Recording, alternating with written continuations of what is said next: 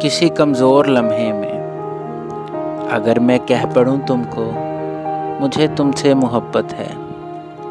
تو ہنس کر ٹال دینا بات میری اور بتانا کہ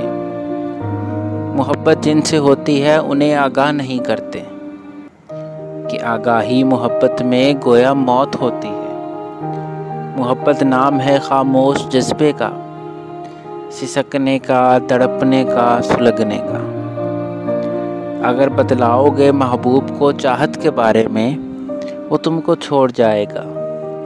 وہ تم کو خاص سے یکدم ہی بالکل عام کر دے گا۔ سو اے ہمدم لگاؤ دل کو تم 100 بار، لیکن دھیان رکھنا یہ تمہارے دل میں جو ٹھہرے اسے یہ مت بتانا وہ تمہارے دل کا باسی ہے، اسے یہ مت بتانا کہ اس کے بغیر اداسی ہے، اسے بالکل نہ جتلانا کہ تم کو اس کی چاہت ہے، اسے بالکل نہ بتلانا تمہیں اس سے محبت ہے۔